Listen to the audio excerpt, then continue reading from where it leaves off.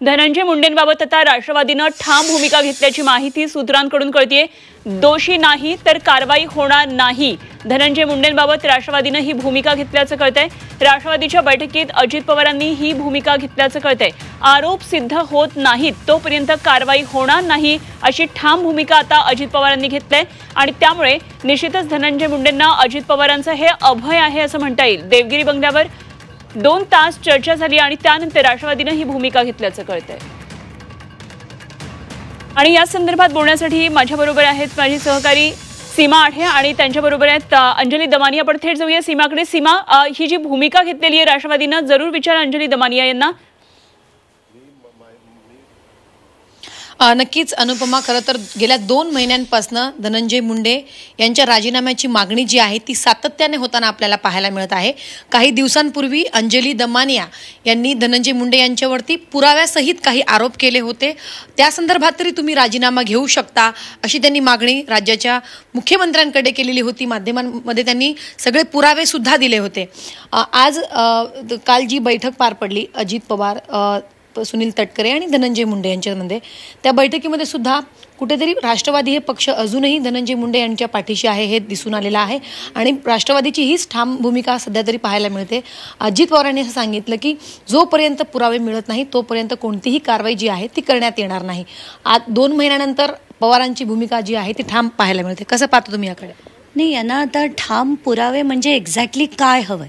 आता पदोपदी म्हणजे अगदी वाल्मिक कराडला अटक होण्याआधीपासून धनंजय मुंडे आणि वाल्मिक कराड यांचे आर्थिक पुरावे म्हणजे त्यांच्या कंपन्या कशा एकत्र आहेत, राग कशी एकत्र केली, दहशत कशी एकत्र केली, जमिनी कशा एकत्र घेतल्या, त्यानंतर मी ऑफिस ऑफ प्रॉफिटचे पुरावे म्हणजे एक सरकारी मंत्री त्याच सरकारच्या एका कंपनीकडनं आर्थिक नफा थेट त्याच्या अकाउंटमध्ये घेतोय आणि त्याच्या बॅलन्स शीटवर, प्रत्येक बॅलन्स शीटवर त्याची सही आहे, त्याच्या बायकोची सही आहे, धनंजय मुंडेंची, त्यांच्या पत्नी राजश्री मुंडेंची सही आहे, हे देखील दाखवलं।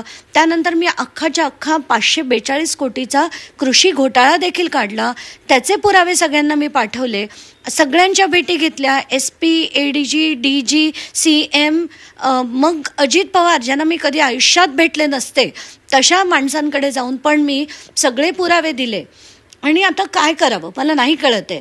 आणि आज पण ते म्हणतात की आम्हाला जोपर्यंत ठोस पुरावे नाही मिळत तोपर्यंत आम्ही, आणि ते पुरावे सिद्ध होत नाहीत तोपर्यंत आम्ही भूमिका काही घेणार नाही आणि तोपर्यंत राजीनामा होणार नाही। म्हणजे मला एक्झॅक्टली कळत नाही आता काय करावं।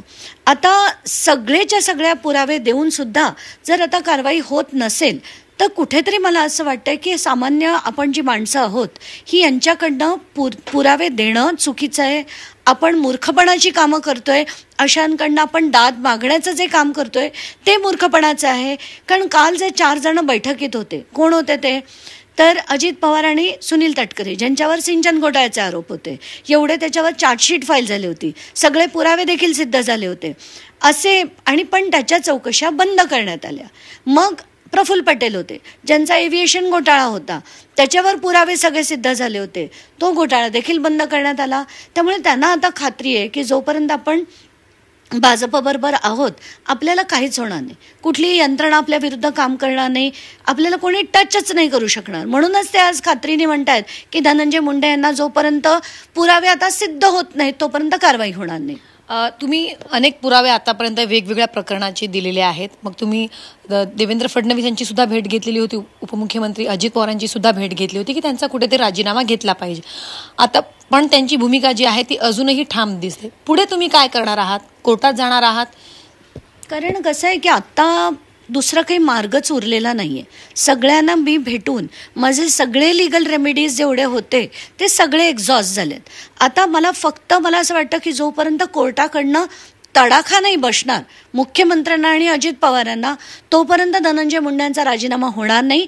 आणि ते करण्यासाठी तर पुढची पावलं मी उचलणार आहे। CJना मी ॲडिशनल इन्फॉर्मेशनचं पत्र पाठवणार आहे, 1 आठवडा थांबणार आहे। जर तिथून कारवाई झाली नाही तर मी पुढे PIL करण्याची माझी पूर्ण तयारी आहे। तयारीला सुरुवात केली तुम्ही? आता ज्या प्रकारे तुम्हाला प्रतिसाद मिळालेला आहे सरकारकडनं, कोणतीच कारवाई होत नाही, तर कोर्टात जाण्याची तयारी तुम्ही सुरू केली? नाही, बिलकुल। कारण आत्ताच्या घटकेला मला असं वाटतंय की फक्त न्यायाची अपेक्षा आपण कोर्टाकडनंच करू शकतो. ही सगळी मंडळी जी आहेत ती लोकांसाठी न्याय करणार नाहीत, शेतकऱ्यांसाठी न्याय करणार नाहीत. दिसतंय की 542 कोटीपैकी 60 ते 70% हे शेतकऱ्याचे खाल्लेले आहेत महाराष्ट्राच्या. तरी सुद्धा जरी कारवाई करत नसतील तर कोर्टाशिवाय दुसरा मार्गच नाही.